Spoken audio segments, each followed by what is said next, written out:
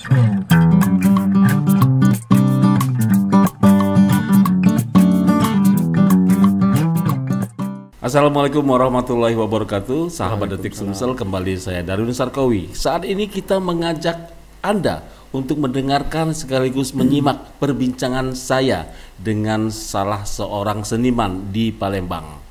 Seorang master sastra ya? Seni. Oh, master seni dari Solo. Artinya memang orang hebat di bidangnya.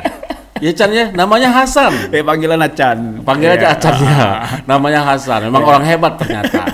Setelah korek-korek ternyata ini memang orang hebat, bukan orang sembarangan yang hadir di Palembang sebagai ketua Dewan Kesenian PLT di Kota Palembang. Pak Hasan, apa kabar? Baik. Banyak orang brengsek kata di belakang. Bah. Termasuk katanya ada di Dewan Kesenian Palembang juga. Apa? Orang brengsek. Ya kalau orang brengsek kan di mana-mana Kak. Oh, di mana-mana ada ya. Kalau kayak lirik Hutan Tropis Jimmy itu, ya kan? Tapi siap aja menghadapinya. Yang penting kita siap menghadapinya. Terserah orangnya seperti apa. Nah, bagaimana kabar Dewan Kesenian Palembang saat ini? Dan gedungnya? Kalau kabar Dewan Kesenian sekarang baik-baik saja. Ini udah hampir habis masa periodenya Kak. Bulan 10 itu sudah ada pergantian. Oh, bulan 10 sebentar lagi? Sebentar lagi sudah ada pergantian. Maksudnya Hasan akan diganti nanti atau bagaimana? Ya. Karena pemilihan lagi ya? Ada pemilihan lagi. Untuk DKP Kota Palembang? Iya, ada pemilihan lagi. Ya mungkin banyak kawan-kawan yang barangkali pingin mengisi itu kan. Tapi kalau aku sendiri masih, kawan-kawan di DKP sekarang masih ingin. Aku tetap meneruskan di periode berikutnya, tapi itu masih dalam renungan. Oh, pakai renungan juga ya? Iya Kak. Untuk menentukan siapa akan jadi ketua nanti. Iya, kita juga kan butuh renungan juga kan.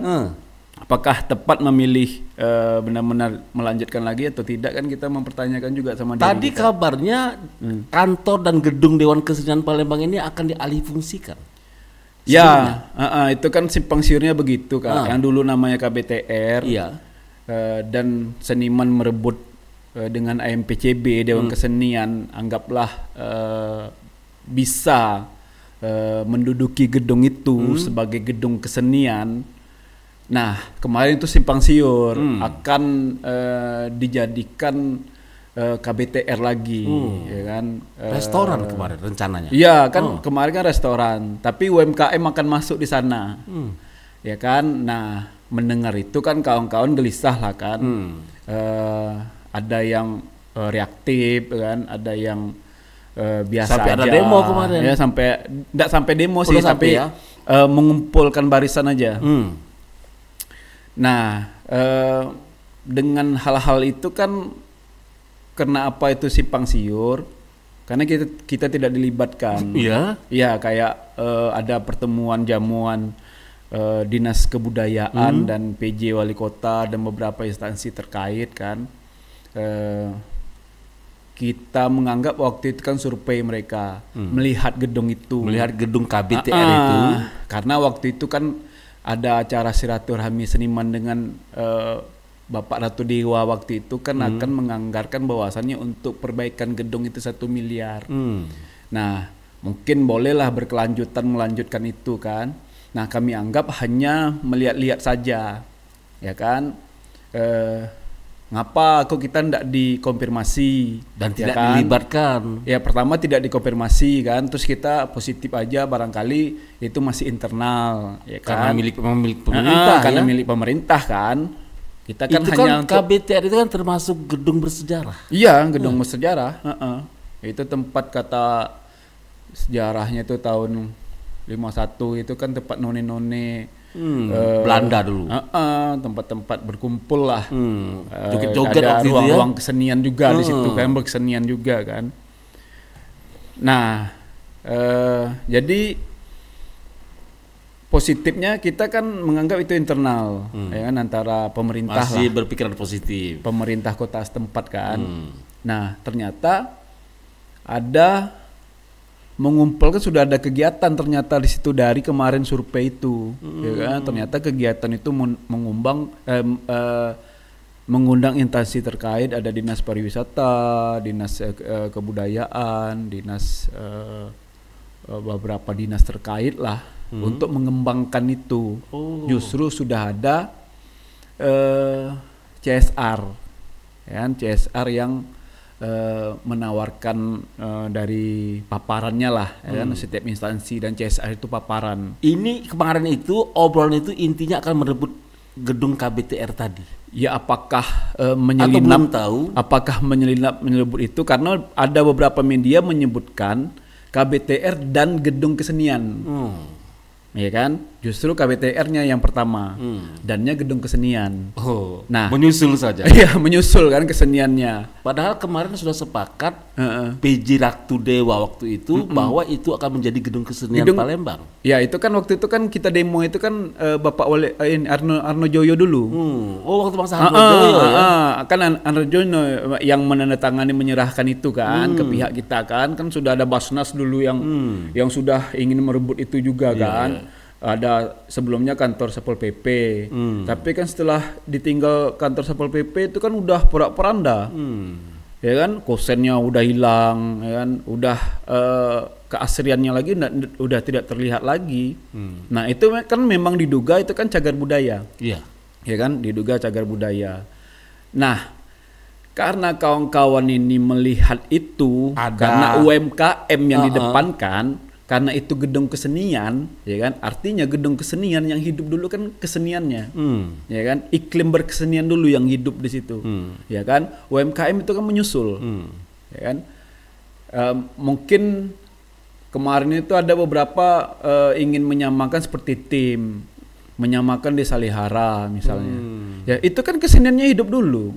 Ekosistemnya kan hidup dulu kan, baru itu jadi keramaian kan, anggaplah baru jadi pasar itu kan, baru jadi ruang bisnis kan di tim itu kan, walaupun memang yang ngelolanya kan pemerintah kan, tapi kan aktivitas pada masa itu kan beberapa seniman juga menggugat itu menjadi pusat bisnis kan, akhirnya tapi seniman kan tetap punya ruang di sana kan, artinya kan tetap jalan berkeseniannya, iklim berkeseniannya. Nah tapi kalau misalnya dia sudah UMKM dulu yang didepankan, bisnisnya dulu yang munculnya siapa yang ngisi, ya kan? Kalau kesenian ini kan banyak kesenian ini, ada seni itu menghibur, ada seni itu untuk seni, ya kan? Ada seni itu menyampaikan ide dan gagasannya, propaganda kan, macam-macam kesenian ini. Tapi kalau bahasa kita dulu seni, bahwasanya seni hanya menghibur itu kan hanya seni yang melacurkan dirinya saja kan. Ada beberapa orang beranggapan bahwasannya hanya menghibur lepas, tidak ada penyampaian ide dan gagasan terhadap perkembangan dan kebudayaan kan. Sedangkan stand up komedi aja menghibur, dalamnya juga ada kritisi kan, ya, terhadap perkembangan kebudayaan dan Indonesia juga kan. Nah itulah yang membuat waktu itu HMPCB dan Dewan Kesenian dan Seniman, kawan-kawan yang pada masa itu merebut tuh berkumpul kembali, dan HMPCB melayangkan surat audiensi dan disambut. Nah PJ Wali Kota waktu itu sudah membaca beberapa media yang sudah ditulis dengan kawan-kawan media kan, yang partner-partner seniman lah, mitra lah kita. Nah padahal sebenarnya mitra pemerintah waktu itu. Kalau kita kan enggak tulisan-tulisan dari kawan-kawan yang kita anggap mitra media lah, media yang teman kita. Kalau kita mitra kita kan sebenarnya Dinas Kebudayaan itu jelas kan mitra Dewan Kesenian kan. Nah, itu kan kalau misalnya dia kesenian dulu ya kan, ya berarti kan itu pernah ditawarkan program agenda untuk mengisi situ. Ada latihan, ada workshop, ada seminar, ada penampilan. Masing-masing komite itu dalam 1 bulan itu bisa 2 kali pementasan, sudah ada anggarannya itu, ya kan, dengan Kak Febri kan, dengan AMPCB, maksudnya untuk menghidupkan gedung itu. Nah kalau sekarang antusias gedung itu ya sudah terlihat, ya kan, kalau beberapa komunitas yang dulu tidak tahu gedung itu dan mereka ingin menghidupkan di situ. Nah, walaupun regulasinya gedung kesenian itu kan belum ada regulasi, ya kan. Nah, tapi kawan-kawan seniman ya yang namanya kan yang jaga itu kan ada yang jaga, ada keamanan. Ya kita juga tidak meminta, tidak menarik apa-apa, ya kan. Ya budayanya tanda terima kasih lah. Bagaimana dengan sikap kota Palembang sekarang? Ini kan gedung ini kan resmi menjadi tempat Dewan Kesenian Palembang untuk beraktivitas di situ. Iya. Bagaimana sikap dari pemerintah Kota Palembang saat ini, PJ sekarang ya? Iya. Ya pada pertemuan audiensi itu ya akhirnya kan namanya silaturahmi kan. Mungkin PJ belum tahu dengan bagaimana perkembangan perkembangan seni di Palembang dan siapa-siapa orangnya. Akhirnya kita kan silaturahmi kan. Ya kita nyampaikan lah. Ya dia ya respon. PJ Wali Kota tuh punya selera seni yang tinggi juga, ya kan? Dia lama di Rusia, dia lama di Jerman, ya, bicara tentang kesenian di Eropa kan. Ya dia artinya seleranya tinggi kan untuk kesenian, untuk mengembangkan, untuk membangun pada kesenian itu. Nah, akhirnya kan gini, Kak. Ketika kita dengan mitra atau dengan pemerintah kota setempat, dengan kawan-kawan seniman, kalau kita tidak berpikir konstruktif pada menghidupkan ekosistem itu, ya kan tidak jalan dia. Ekosistem berkesenian. Ekosistem berkesenian itu. Ekosistem berkesenian itu kalau misalnya pemerintah setempat atau dinas kebudayaan hanya sendiri saja dan tidak melibatkan, dia juga tidak berjalan, tidak hidup, ya kan. Nah, saya menyampaikan kan kalau gedung itu gedung kesenian, objeknya kan seni, ya kan. Nah, jadi di dalamnya itu ada individu seni, ya kan, ada kelompok-kelompok yang menciptakan karya seni, hidup dulu seninya kan. Nah, hidup dulu seninya, dia terpublikasi dan perkembangan kesenian itu antusias kan. Dan ditulis oleh media, beberapa media kan hidup dulu lah suasananya kan, baru institusi.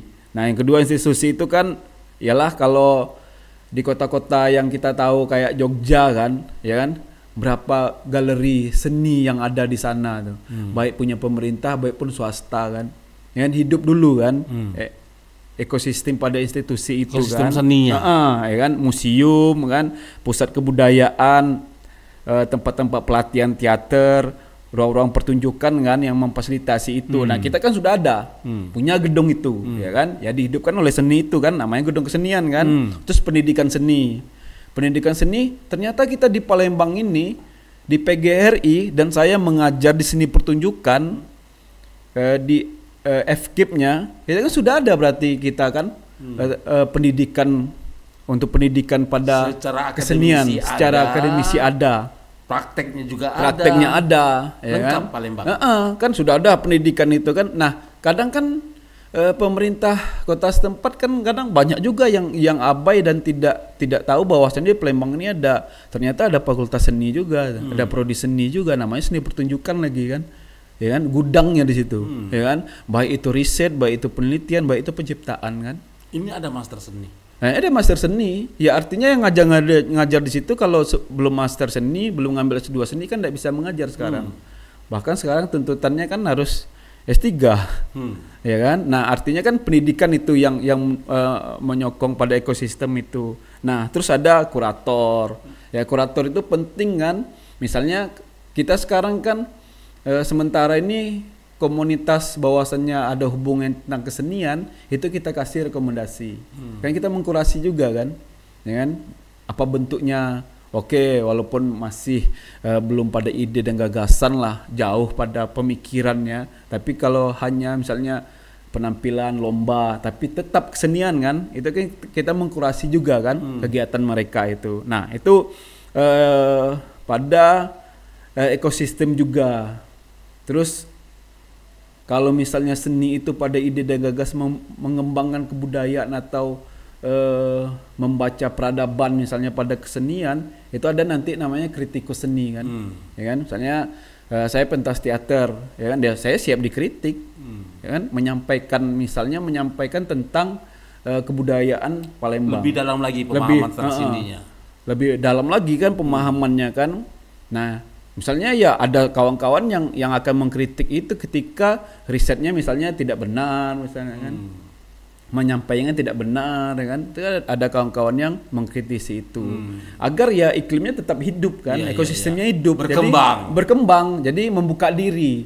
Jadi tidak pada egois sentral kita bahwasannya ya ini saya, ya saya berteater gini, bukan gitu juga kan, ya kan? Kalau misalnya caranya udah tidak membuka diri dan tidak lurus harus dikritisi juga kan. Siap.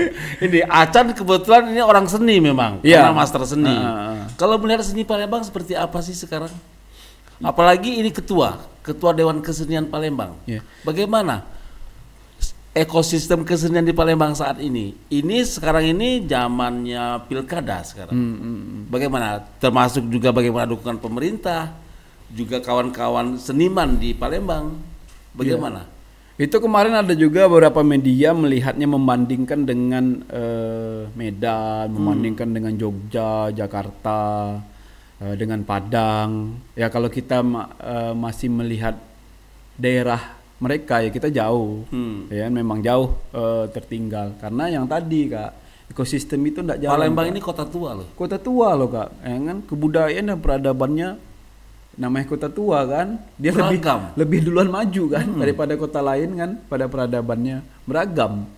Nah, tetapi dia tidak jalan tadi ekosistem itu, ya kan antara kalau kayak Jogja lah, saya ketemu dengan waktu itu kepala dinas kebudayaannya waktu itu. Ya kota itu, membangun kota itu bukan hanya fisik, membangun kota itu melalui kebudayaan. Masyarakat itu pembangunan, ya kan? Jadi pembangunan kota itu membangun kota itu bukan fisik saja, Mas. Kebudayaan itu ya harus dibangun juga, harus dibangun dulu, ya kan? Makanya kota itu hidup. Kira-kira yakin gitu, kan? Tidak dengan Palembang sebagai kota budaya nantinya? Ya yakin Kak. Nah kita sekarang arahnya Palembang maunya bisnis, kota bisnis apa kota budaya kan gitu kan? Kalau kota yang berbudaya kan? Tapi tidak berbisnis, apa jadinya? Ya kan sebenarnya tapi tesnya apa dulu misalnya kan? Ya kalau kayak Jogja kan akhirnya bisnis ngikut kan? Iya. Ya kan? Budaya jualan juga. Iya, budaya keseniannya kan jalan dulu kan? Ya kan? Aktivitasnya kan event itu kan bisnis. Ya kan? Aktivitas berkesenian, mereka mau mentas di mana, ya kan? Terus kalau di Jogja kan memang ada ini kan, ada apa namanya? Duit abadi itu kan, dana abadi kan, dana Palembang abadi ada? Untuk kesenian tidak ada lah. Tidak ada. Iya. Berarti buntu Palembang. Ini dukungan dari pemerintah harusnya kan? Iya kan itu makanya pemerintah kan juga bersama-sama. Iya. Makanya kan ide-ide, misalnya ide-ide yang kayak simpang siur itu kan, ya kan UMKM masuk, seniman tidak dilibatkan, itu kan ide-ide yang apa ya individual yang tidak bersama-sama kan, ya karena apa ya kalau misalnya tidak percaya dengan masyarakat itu akan mengembangkan kebudayaan, akan mengembangkan kota Palembang juga, ya kan tidak selesai juga kan kepercayaan misalnya pribadi orangnya dilihat paling dia hanya ini aja merusak aja kan, kalau dia nggak merusak kan repot juga kan, padahal kan ketika kita sudah berkomunitas berkolektif pasti kita ingin mengembangkan dan memajukan itu kan. Oke, Chan. Merasa dirangkul enggak oleh pemerintah? Apalagi pemerintah akan berganti nih, akan ada pilkada 2024 ini. Seni, apakah merasa dirangkul oleh pemerintah untuk bisa hidup dengan baik, dengan layak bahkan? Beberapa bagian ada Kak, ya kan? Beberapa irisan juga tidak, Dana. Ya artinya kan itu kan harus disampaikan terus, ya kan? Ya tidak berhenti menyampaikan itu dan kita bersama-sama merangkul, mengembangkan kebudayaan Palembang. Nah kalau misalnya dari seniman juga misalnya, sudahlah berhentilah bahwasannya dekat dengan pemerintah, saaro pemerintah tuh ngomong duit ndak kati itulah, ya kan? Ya seniman kalau misalnya pada idealis ngomong itu terus kan ndak berkembang juga kan? Ya kira kan gitu kan? Nah itu bagaimana dua hal itu kan melakukan kan pendekatan juga, mendekatkan diri dengan pemerintah. Iya seniman pemerintah kan harus intim juga kan? Iya, menjalankannya. Ya ndak bisa juga sendiri-sendiri juga agar sih. Akrab. Nah, Chan. Pilkada kan sebentar lagi November ini. apakah sudah ada kesiapan kita para seniman yang ada di Kota Palembang untuk merapatkan diri dengan calon pemimpin di Palembang? Ada beberapa calon wali kota yang muncul. Ya kalau seniman kan kadang kebanyakan kan gini Kak, siapapun pemimpinnya ya kan, yang penting peduli kesenian kan gitu wae. Ya kan, kalau misalnya tapi entah siapa, terserah. Tapi kan kadang kan kawan-kawan seniman kan misalnya nganggap orang ini, oh dia peduli kesenian, ya kan, sudahlah jadi, sudah duduk kan, ya banyak terbudi juga. Ternyata tidak. Ternyata kan tidak juga. Oke, kalau begitu kita harus pilih-pilih nih, pilah-pilah siapa calon wali kota kita. Kalau terlibat tak di bidang politiknya ini para seniman? Kalau seniman kan sebagian individualnya pasti terlibat lah Kak, ya kan, karena kan kedekatan juga, emosional juga kan, tapi ada juga yang tidak terlalu pusing mikirkan itu. Ya kalau kayak kemarin kan Bapak Ratu Dewa kan melakukan hubungan emosional juga kan, pendekatan juga dengan kawan-kawan seniman kan. Nah artinya ya siapapun yang misalnya pemimpin itu melakukan pendekatan, kita seniman kan fleksibel juga kan. Berarti ada sinyal ke Ratu Dewa? Ada sinyal? Ya kan bebas lah, karena kan tetap pilihan itu kan di ruang-ruang bilik-bilik itu juga kan. Bukan itu sinyal, kalau sinyal mungkin kan, mungkin kan, tapi kan ketika kita tanyakan pribadi masing-masing kan, walau alam juga. Siap. Sebentar lagi November. Iya, sebentar lagi. Kita akan punya pemerintahan baru di Kota Palembang, termasuk di Provinsi Sumatera Selatan. Ya semoga ya peduli dengan kebudayaan dan kemajuan kesenian di Kota Palembang lah. Oke, ingat Palembang adalah kota bersejarah. Iya, nah itu. Kota budaya besar. Tua sekali. Ya. Peradabannya lebih maju dulu. Ya peradaban itu kalau tidak ada kebudayaan juga ndak maju juga pasti kan, ndak bisa disebut kota tua juga kan. Oke, Chan, yang terakhir nih, apa harapan seniman termasuk Hasan dengan kondisi yang ada saat ini terhadap Palembang dan para seniman yang ada di Palembang? Ya harapannya seniman dan pemerintah itu bagaimana terus menjaga menjaga silaturahmi, berkoordinasi. Jangan misalnya kalau misalnya seniman mengatakan pemerintah pacak-pacak dewe, pemerintah juga tidak bisa juga ngomong seniman macak-macak dewe, gitu kan. Nah itu kan terus dijaga, apalagi kan sudah ada penyembatannya kan, namanya Dewan Kesenian. Kalau Dewan Kesenian misalnya sebagai mitra dan dijauh kan berjarak, kan repot juga menyebatani dengan seniman kan. Itu. Ya harapannya ya tetap ini mitra itu tetap dijaga, silaturahmi itu. Ya kalau orang ngomongnya ya seperti berpacaran lah. Katanya DKP sudah punya agenda khusus untuk menghidupkan gedung kesenian di Palembang. Iya, agenda tadi Kak, ada program-program itu dari Bapak Ratu Dewa dulu sudah paparan juga tuh. Kan udah paparan sama Pak Agus Rizal waktu itu Kepala Dinas Kebudayaan tuh. Kami sudah paparan juga. Kalau di DKP itu ada berapa komite seni sih? 6. Oh, 6. Ada teater, komunitas teater, tari, film, seni rupa, apa lagi ya? Teater, tari, musik, seni rupa, tari, film, sastra. Dan semuanya ada di PGRI. Wah, semuanya ada di PGRI. Lengkap. Ya pendidikannya sudah ada kan sebenarnya kan. Pendidikannya sudah ada kita di Palembang kan. Ya kan kalau misalnya tadi kan dibandingkan dengan kota lain juga kan, misalnya Jambi kan udah ada, kita kan ada juga Palembang, harusnya kan itu bisa hidup. Oke, kita contoh Padang itu kebudayaannya hidup sekali. Iya. Acan termasuk kelahiran Padang. Pekanbaru ya. Tapi orang tua Minang memang. Minang semua. Orang tua Minang, bapak Jawa. Kenapa tidak bisa kita contoh Padang yang punya kebudayaannya hidup kemana-mana? Kita ini hidup sebenarnya hidup, ya? Kak. Kebudayaan itu hidup sebenarnya Kak.